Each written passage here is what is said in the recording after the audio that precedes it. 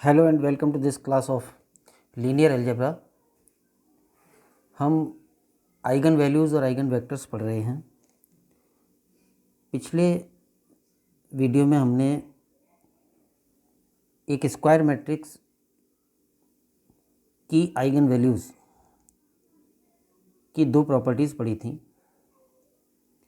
जिनमें एक तो ये थी कि अपर ट्रायंगुलर या लोअर ट्रायंगुलर मैट्रिक्स जो कि स्क्वायर मैट्रिक्स है, उसके जो डायगोनल एलिमेंट्स होते हैं वही उसकी आइगन वैल्यूज़ भी होती हैं। और दूसरी प्रॉपर्टी में ये पढ़ा था कि किसी स्क्वायर मैट्रिक्स की सभी आइगन वैल्यूज़ का योग उसके डायगोनल एलिमेंट्स के योग के बराबर होता है। और तीसरी प्रॉपर्टी हम अभी ले रहे हैं, और वो ये है कि एक वर्ग मैट्रिक्स ए के अभिलाक्षणिक मूलों का गुणनफल डिटर्मिनेंट ऑफ ए के बराबर होता है। यानी पिछले वाले में तो हमने किया था अभिलाक्षणिक मूलों का योग, जो कि विकर्णीय अवयवों के योग के बराबर होता है, और यहाँ करना है कि अभिलाक्षणिक मूलों का गुणनफल उस मैट्रिक्स के सारणिक के बराबर होता है। और इस बात का एक वैकल्पिक प्रूफ हमने पिछले वीडियो में लास्ट में लिया भी था, लेकिन यहाँ पर हम इसको दूसरे तरीके से प्रूफ कर रहे हैं। तो प्रूफ पर आएँ। ए बराबर matrix A I J N by N N क्रम का एक स्क्वायर मैट्रिक्स है। ए का जो अभिलाक्षणिक बहुपद होगा, करैक्टरिस्टिक पॉलिनोमियल, वो लैम्डा का एन घातीय बहुपद होता है, और वो इस प्रकार होगा, वो होता है determinant of A minus lambda I. और इसको क्योंकि ये लैम्डा का एन घातीय बहुपद होगा तो इसको एक नाम भी दे दिया, ये लैम्डा का फलन होगा, तो phi lambda function of lambda determinant of A minus lambda I. अगर इसको बराबर जीरो कर दें तो ये हो जाएगा मैट्रिक्स ए का अभिलाक्षणिक समीकरण। तो अभिलाक्षणिक बहुपद ये बनेगा,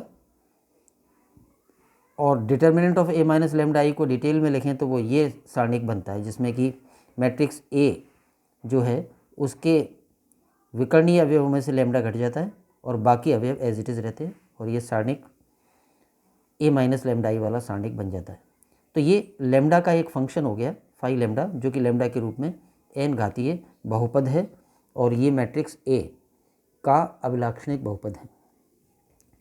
अगर इस डिटर्मिनेंट को एक्सपेंशन करके सॉल्व करें इसकी वैल्यू, तो इतनी आएगी। एक तो हर एक रो में से माइनस कॉमन ले लें, जैसे इसमें से माइनस कॉमन ले लेंगे तो ये a11 माइनस लैम्डा की जगह लैम्डा माइनस a11 हो जाएगा, ये माइनस a12 हो जाएगा, ये माइनस a1n हो जाएगा। ऐसे ही सेकंड रो में से माइनस, थर्ड रो में से -1, हर रो में से -1 कॉमन ले लेंगे तो -1 की n पावर तो बाहर कॉमन आ जाएगी। और फिर जब लैम्डा के गुणांक पॉजिटिव हो जाएंगे तो इसको प्रथम पंक्ति से या किसी भी तरह से प्रसार करके, और किस रूप में आएगा केवल वो लिखा है, क्योंकि लैम्डा का गुणांक हर एक में 1 होगा माइनस कॉमन लेने के बाद, तो लैम्डा की अधिकतम घात का जो पद आएगा वो लैम्डा की पावर n होगा, और उसका गुणांक 1 ही रहेगा। -1 की पावर n तो हमने पहले कॉमन ले लिया। बाकी लैम्डा की पावर n-1 का कोई पद आएगा जिसका जो भी गुणांक है उसको नया नाम दे दिया है अल्फ़ा 1। लैम्डा की पावर n-2 वाला जो पद है उसके गुणांक को अल्फ़ा 2 नाम, और इसी तरह से लैम्डा की सिंगल पावर, फिर बिना लैम्डा का एक पद भी आएगा। तो लैम्डा का n घातीय बहुपद इस प्रकार का प्राप्त होगा, इसे सॉल्व करेंगे तो ये फाई लैम्डा बराबर इतना, ये तो हो गया मैट्रिक्स ए का करैक्टरिस्टिक पॉलिनोमियल अभिलाक्षणिक बहुपद। अब यदि मैट्रिक्स ए के आइगन मान, क्योंकि हम जानते हैं कि जो अभिलाक्षणिक बहुपद है उसी को बराबर जीरो कर दें तो अभिलाक्षणिक समीकरण आ जाएगा, और फिर इस अभिलाक्षणिक समीकरण के जो मूल होंगे, यानी ये जो लैम्डा का n घात का समीकरण बनेगा, इसके n मूल आएंगे, लैम्डा की n वैल्यूज़ आएंगी जो इसको संतुष्ट करती हैं, वही आइगन वैल्यूज़ होती हैं। तो अब यदि मैट्रिक्स ए के आइगन मान लैम्डा 1, लैम्डा 2, लैम्डा n हो, तो ये जो समीकरण नंबर 1 की, समीकरण नंबर 2 की राइट हैंड साइड है, उसको फैक्टर फॉर्म में इस रूप में लिखा जा सकता है। ये जो -1 की पावर n है ये तो एज इट इज़, और ये जो n घातीय बहुपद है, अगर इसके मूल हमें इसके शून्यक या इसको बराबर जीरो कर दें तो इसके मूल जो n मूल हैं अगर वो लैम्डा 1 लैम्डा 2 लैम्डा n माने जाएं तो ये जो n घातीय बहुपद है ये फैक्टर फॉर्म में इस प्रकार आ जाएगा lambda minus lambda 1 lambda minus lambda 2 lambda minus lambda 3 इत्यादि। इस बात को एक छोटे उदाहरण से समझ लें, जैसे lambda square minus 7 lambda plus 12 into minus 1 की पावर 2। अगर ये होता 5 लैम्डा, अगर ए 2×2 का मैट्रिक्स रहा होता, 2 पंक्ति 2 स्तंभ वाला, तो ए का जो अभिलाक्षणिक बहुपद है वो ऐसा आता और इसको बराबर जीरो कर दें तो अभिलाक्षणिक समीकरण हो जाएगा। अब इसके जो आइगन मान है -1 की पावर 2 तो एज इट इज़ रखें, ये तो -1 की पावर 2 का मान तो 1 ही होगा। अगर इसके आइगन मान निकालेंगे तो इस द्विघात समीकरण को सॉल्व करके लैम्डा के जो मान आएंगे वो आइगन मान आएंगे, और वो अगर आप सॉल्व करके देखेंगे तो 3 और 4 आएंगे इसको सॉल्व करने पर, लैम्डा बराबर 3 और लैम्डा बराबर 4, और वो 3 और 4 अगर इसके आइगन माने तो स्पष्ट है कि ये बहुपद किस रूप में व्यक्त हो गया, लैम्डा माइनस एक eigen value 3 into lambda minus एक आइगन वैल्यू 4। ये बहुपद इस रूप में आएगा तभी इसके आइगन मान 3 और 4 आएंगे। तो अगर इसके अब ये तो मैंने -7 और 12 लिखा है संख्यात्मक, अगर मान लो मैं ऐसे कहूँ कि लैम्डा स्क्वायर प्लस ए लैम्डा प्लस बी, इस प्रकार का बनता है ये द्विघात समीकरण, n-1 का स्क्वायर बराबर 0। तो अगर इसके दो मूल, इस द्विघात समीकरण के दो मूल लैम्डा 1 और लैम्डा 2 हों तो तभी होंगे जब इसके फैक्टर्स लैम्डा माइनस लैम्डा 1 और लैम्डा माइनस लैम्डा 2 हो जाएं, तभी इसके लैम्डा के दो मान लैम्डा 1 लैम्डा 2 आएंगे। तो इस तरह से ये जो n घात का बहुपद है इसको बराबर जीरो करके ये n घात का समीकरण बन जाएगा, और फिर अगर इसको हल करके लैम्डा के जो n मान आएंगे वही आइगन वैल्यूज़ होंगी। तो अगर हम पहले से मान लें कि इसकी मैट्रिक्स ए की आइगन वैल्यूज़ ये हैं, तो वो तभी संभव होगा जब ये जो बहुपद है वो इस रूप में फैक्टर फॉर्म में आ जाए, lambda minus lambda 1 lambda minus lambda 2 lambda minus lambda n। तो ये इसी n घातीय बहुपद को फैक्टर फॉर्म कर दिया है आइगन वैल्यूज़ पहले मान के कि अगर आइगन वैल्यूज़ ये हैं तो फिर ये बहुपद इस रूप में व्यक्त होगा ही। तो ये मैट्रिक्स ए का अभिलाक्षणिक बहुपद हो गया जो फैक्टर फॉर्म में व्यक्त कर दिया, और इस समय जो लैम्डा 1 लैम्डा 2 लैम्डा n ये हैं, ये मैट्रिक्स ए की आइगन वैल्यूज़ हैं। अब इस इक्वेशन में लैम्डा बराबर 0 रखें एक बार, तो जैसे फाई एट लैम्डा इतना है तो फाई एट 0, तो इसमें लैम्डा की जगह 0 रख देंगे तो ये हो जाएगा -1 की पावर n। यहाँ लैम्डा की जगह 0 रखेंगे तो ये ओनली माइनस लैम्डा 1, ये ओनली माइनस लैम्डा 2, ये factor only minus lambda n हो जाएगा। फिर हर एक में से -1 कॉमन निकाल लेंगे, तो बाहर अलग कर लेंगे, तो -1 इंटू -1 इंटू -1, तो -1 की पावर n अलग हो जाएगा, और ये टर्म लैम्डा 1 लैम्डा 2 लैम्डा 3 का गुणनफल हो जाएगा। और -1 की पावर n पहले से था, -1 की पावर n इंटू -1 की पावर n, ये -1 की पावर 2n हो जाएगा, और क्योंकि 2n सम पूर्णांक है तो -1 की सम पावर बराबर 1 होता है, तो ये बाहर का जो गुणांक है इसकी पूरी वैल्यू तो 1 हो जाएगी।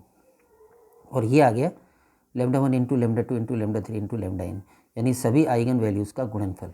और ये फाई 0 की वैल्यू है, लैम्डा बराबर 0 रखने पर ये प्राप्त हो गया कि सभी आइगन मानों का गुणनफल फाई 0 है। फिर फाई 0 का मान वहाँ सारणिक से भी निकाल लें, जो हमने ऊपर फाई एट लैम्डा का मान ये लिखा था, फाई एट लैम्डा बराबर इतना, यहाँ पे लैम्डा बराबर 0 रख दें दोनों तरफ, तो फाई एट 0 का मान क्या आ जाएगा, इन जगहों पे लैम्डा का मान 0 हो जाएगा, तो ये मैट्रिक्स ए का सारणिक ही बन जाएगा। तो जो दूसरा काम किया है वो हमने, एक तो फाई एट 0 का मान ये आ गया, और पुनः समीकरण 1 में लैम्डा बराबर 0 रखने पर फाई एट 0 का मान ये आ जाएगा, लैम्डा की जगह 0 हो गया तो विकर्णीय अवयव में से जो लैम्डा घट रहा था वो हट गया, और ये वैल्यू मैट्रिक्स ए का सारणिक ही है, डिटर्मिनेंट ऑफ मैट्रिक्स ए। तो फाई 0 का मान डिटर्मिनेंट ऑफ मैट्रिक्स ए भी है ऐसे तो, और फाई 0 का मान ये भी है। तो इक्वेशन 4 और इक्वेशन 5 दोनों फाई 0 के मान हैं, तो 4 और 5 से दोनों बराबर होंगे, यानी ये वैल्यू इस वैल्यू के बराबर होगी। तो इससे सिद्ध हो गया कि मैट्रिक्स ए की सभी जो n आइगन वैल्यूज़ हैं उनका गुणनफल ए के सारणिक के बराबर है। अतः सभी आइगन मानों का गुणनफल डिटर्मिनेंट ऑफ ए के बराबर है। तो हमने मैट्रिक्स ए के अभिलाक्षणिक बहुपद को दो रूपों में व्यक्त कर लिया था। एक तो मैट्रिक्स ए का अभिलाक्षणिक बहुपद सारणिक रूप में व्यक्त हो गया यानी कि फाई लैम्डा, और एक उसी को फैक्टर फॉर्म में व्यक्त कर लिया अभिलाक्षणिक मानों के आधार पर, और दोनों में लैम्डा बराबर 0 रखें तो दोनों से फाई 0 की वैल्यू जो आएगी वो समान होगी। उन वैल्यूज़ को समान करने पर हमारी बात सिद्ध हो जाती है कि सभी आइगन वैल्यूज़ का गुणनफल ए के सारणिक के बराबर होता है। मैट्रिक्स ए की आइगन वैल्यू से संबंधित 2-3 थ्योरम्स हम और ले रहे हैं। एक यह है, वर्ग मैट्रिक्स के प्रत्येक आइगन मान के संगत एक से अधिक आइगन सदिश होते हैं। आइगन वैल्यूज़ और आइगन वेक्टर्स की जो मूल डेफिनेशन थी वो ये थी कि अगर ए एक स्क्वायर मैट्रिक्स है तो एक non zero column vector x ऐसा हो और एक अदिश राशि लैम्डा ऐसी हो कि ए को non zero column vector x से मल्टीप्लाई करने पर लैम्डा एक्स प्राप्त हो जाए, यानी ए का ही एक्स गुना प्राप्त हो जाए। तो लैम्डा तो कहलाता है मैट्रिक्स ए का एक आइगन मान, और ये वेक्टर एक्स कहलाता है इस आइगन मान के संगत आइगन सदिश। तो ये आइगन वैल्यू और आइगन वेक्टर की जो मूल डेफिनेशन थी उसी से फिर ये बना था कि determinant of A minus lambda I बराबर 0 के मूल जो होते हैं वो आइगन मूल कहलाते हैं। ये लैम्डा का n घातीय इक्वेशन बन जाता है और इससे लैम्डा के n मान आते हैं, वो आइगन मान कहलाते हैं। तो वो इसी से बना था। मूल डेफिनेशन आइगन वैल्यू और आइगन वेक्टर की ये थी, अगर एक अदिश लैम्डा और एक non zero vector capital x ऐसे हों कि a इंटू एक्स बराबर लैम्डा एक्स आ जाए तो ये लैम्डा तो आइगन वैल्यू कहलाता है मैट्रिक्स ए की, और ये non zero vector capital x eigen vector कहलाता है इस लैम्डा के संगत। अब हम अगली 2 थ्योरम्स में ये देखना चाह रहे हैं कि एक आइगन वैल्यू के संगत क्या एक ही आइगन वेक्टर होता है या कई सारे होते हैं, और एक आइगन वेक्टर के संगत आइगन वैल्यू एक ही होती है या ज़्यादा होती हैं। तो रिज़ल्ट यह है कि एक आइगन वैल्यू के संगत आइगन वेक्टर्स तो एक से अधिक होते हैं, इनफैक्ट अनंत होते हैं। एक आइगन वैल्यू के संगत तो अनंत आइगन वेक्टर होते हैं, लेकिन एक आइगन वेक्टर के संगत जो आइगन वैल्यू होती है वो अद्वितीय होती है। ये बात हम 2 थ्योरम्स में प्रूव करेंगे। तो उनमें से पहली तो यह है कि वर्ग मैट्रिक्स के प्रत्येक आइगन मान के संगत एक से अधिक आइगन सदिश होते हैं, यानी एक आइगन वैल्यू के लिए एक ही आइगन वेक्टर नहीं होता, कई होते हैं और इनफैक्ट अनंत होते हैं। प्रूफ लें इसका, सिंपल सा प्रूफ है। ए कोई n क्रम का वर्ग मैट्रिक्स है, आई इकाई मैट्रिक्स है जिसकी शायद आवश्यकता भी ना पड़े। तो ये तो हमने एक स्क्वायर मैट्रिक्स ले लिया n/n का, और ए के किसी आइगन मान लैम्डा के संगत कोई आइगन सदिश है x, यानी मैट्रिक्स ए के एक आइगन मान लैम्डा के संगत एक आइगन सदिश तो कम से कम होगा ही, और वो मान लिया हमने x। तो फिर x नॉन ज़ीरो होगा। हर आइगन वेक्टर नॉन ज़ीरो होता है। आइगन वेक्टर की परिभाषा में यही है कि वो पहले नॉन ज़ीरो होना चाहिए और फिर वो ax बराबर लैम्डा x को संतुष्ट करे तो वो आइगन वेक्टर कहलाता है। तो अगर आइगन मान लैम्डा के संगत आइगन वेक्टर x है तो a इंटू एक्स बराबर लैम्डा x होगा। यही परिभाषा है मूल। अब हम लें कि कोई अशून्य संख्या, कोई भी नॉन ज़ीरो नंबर k ले लें, और इस वेक्टर x का k गुणा यानी k मल्टीपल यानी गुणज kx ले लें, और उसको नया नाम भी दे दिया y। तो क्योंकि वेक्टर x नॉन ज़ीरो है और k भी नॉन ज़ीरो नंबर है तो kx भी नॉन ज़ीरो होगा, यानी ये जो नया वेक्टर y हमने बनाया है ये नॉन ज़ीरो होगा। जैसे उदाहरण के लिए अगर वेक्टर x था एक कॉलम वेक्टर 2 7 5 और हमने k बराबर ले लिया 5, एक अदिश अशून्य अदिश, तो kx एक नया वेक्टर हो जाएगा 5 इंटू 2 7 5 अंदर मल्टीप्लाई कर दें तो ये वेक्टर हो जाएगा 10 35 25 ये, और इसको नया नाम दे दिया हमने y kx। तो हम ये बता रहे हैं कि अगर ये किसी आइगन वैल्यू लैम्डा के संगत आइगन वेक्टर है तो ये भी उसी आइगन वैल्यू लैम्डा के संगत आइगन वेक्टर होगा, यानी एक आइगन वेक्टर का अशून्य गुणज भी आइगन वेक्टर होता है उसी आइगन वैल्यू के संगत। ये बात हम यहाँ बताना चाह रहे हैं। तो हमने मान लिया कि लैम्डा के संगत एक आइगन वेक्टर तो x है, और उससे तो आ गया ax बराबर लैम्डा x। अब k कोई अशून्य संख्या ली और x का k मल्टीपल x का k गुणज को नया नाम दे दिया वेक्टर y। तो वेक्टर वाई भी नॉन ज़ीरो वेक्टर होगा। और अब हम ये प्रूव करने जा रहे हैं कि ये वाई भी इसी आइगन वैल्यू लेमडा के संगत आइगन वेक्टर है मैट्रिक्स ए का। तो उसके लिए हम प्रूव कर रहे हैं कि ए वाई बराबर लेमडा वाई, ए वाई बराबर लेमडा वाई आ जाता है तो उससे ये सिद्ध हो जाता है कि लेमडा के संगत वाई भी आइगन वेक्टर है। तो ए वाई बराबर लेमडा वाई प्रूव करने के लिए पहले वाई का मान रख दें के एक्स को हमने वाई माना हुआ है। अब इसमें ए तो मैट्रिक्स है, के एक कॉलम वेक्टर है और एक्स एक कॉलम वेक्टर है और के केवल एक संख्या है। तो के को बाहर ले सकते हैं, ए और एक्स का डायरेक्ट गुणा हो जाएगा। संख्या को कहीं भी रख सकते हैं, के एक्स के साथ, ए के साथ अथवा बाहर। अब ए एक्स का मान यहाँ से रख दें लेमडा एक्स, तो के इंटू लेमडा एक्स हो जाएगा। और अब लेमडा को बाहर ले लें, के को वापस अंदर कर दें। लेमडा और के अदिश राशियाँ हैं, संख्याएं हैं, ये मैट्रिक्स नहीं है। एक्स वेक्टर है, कॉलम वेक्टर है।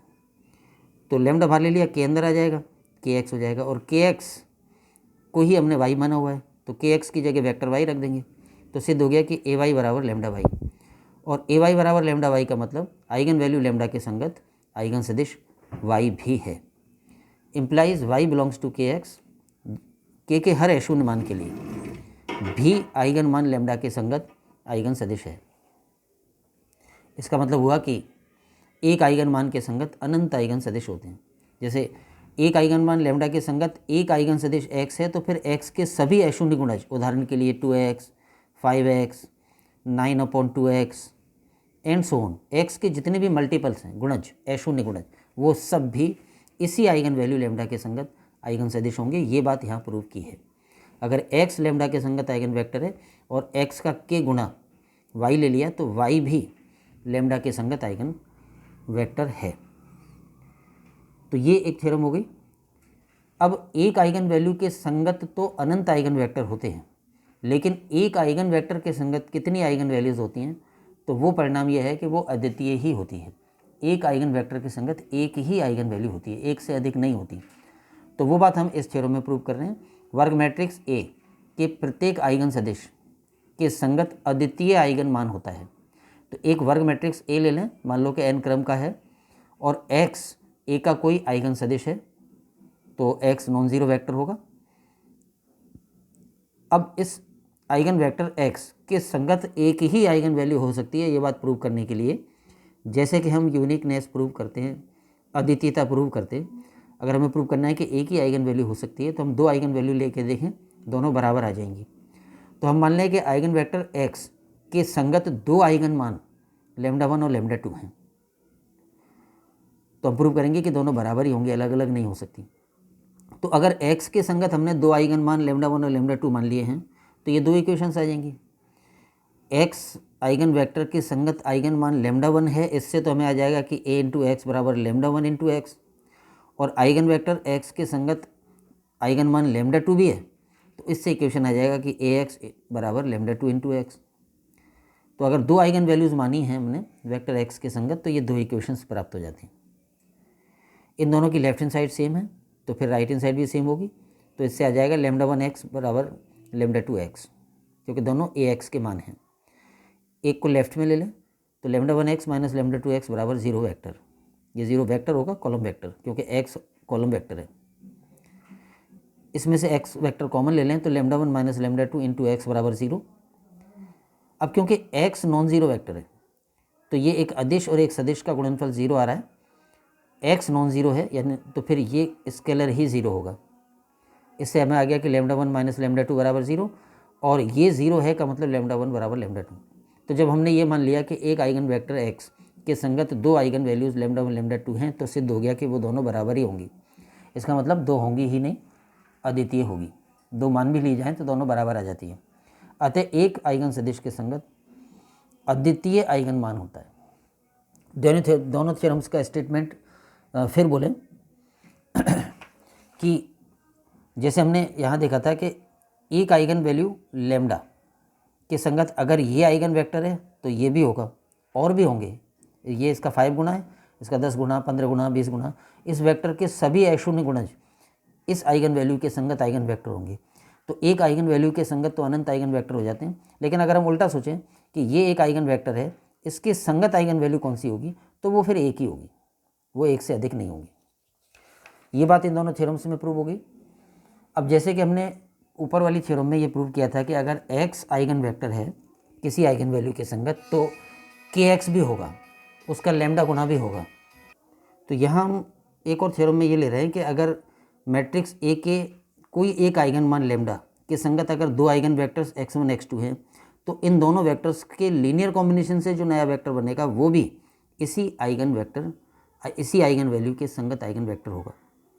यानी लैम्डा के संगत x1 और x2 आइगन वेक्टर हैं और a और b कोई स्केलर हैं, तो इन दो आइगन वेक्टर्स का जो लीनियर कॉम्बिनेशन बनेगा ax1 प्लस bx2, ये वाला वेक्टर भी इसी आइगन वैल्यू लैम्डा के संगत आइगन सदिश होगा, बशर्ते कि ये नॉन जीरो हो, यदि ये लीनियर कॉम्बिनेशन वाला वेक्टर नॉन जीरो हो।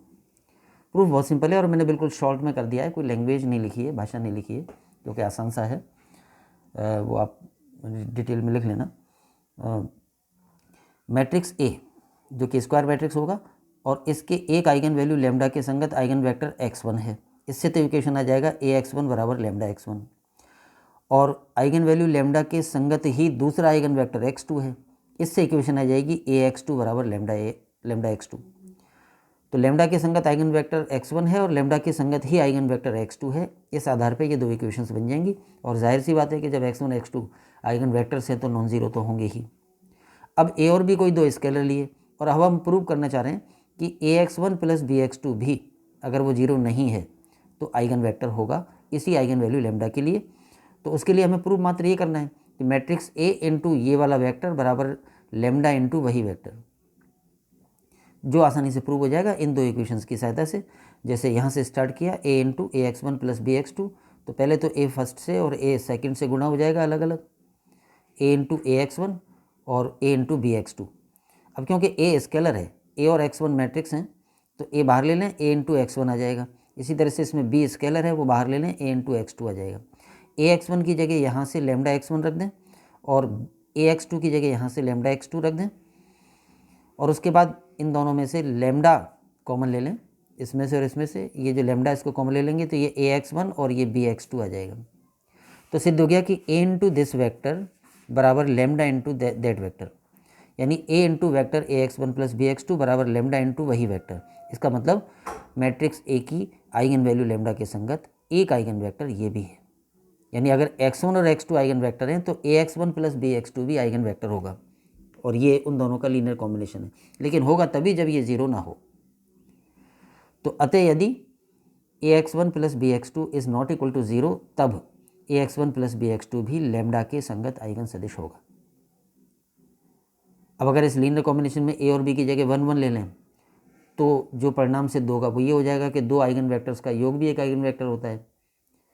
अगर a की जगह 1 और b की जगह 1 ले लें स्केलर, तो ये सिद्ध हो जाएगा कि अगर लैम्डा के संगत x1 और x2 आइगन वेक्टर्स हैं तो x1 प्लस x2 भी आइगन वेक्टर होगा। अगर a की जगह 1 और b की जगह -1 ले लें तो ये सिद्ध हो जाएगा कि लैम्डा के संगत अगर x1 x2 आइगन वेक्टर्स हैं तो x1 माइनस x2 भी आइगन वेक्टर होगा। यानी एक आइगन वैल्यू के दो आइगन वेक्टर्स का योग भी आइगन वेक्टर होता है उसी आइगन वैल्यू के लिए, और उनका अंतर भी आइगन वेक्टर होता है उसी आइगन वैल्यू के लिए, और योग और अंतर ही नहीं, उनका कोई भी लीनियर कॉम्बिनेशन भी आइगन वेक्टर होता है उसी आइगन वैल्यू के लिए। तो ये मैट्रिक्स की आइगन वैल्यूज़ और उसके आइगन वेक्टर्स से संबंधित कुछ प्रॉपर्टीज़ हमने आज इस वीडियो में ली। अन्य प्रॉपर्टीज़ हम अगले वीडियो में लेंगे। आज के लिए इतना ही। Thanks to all. जय हिंद।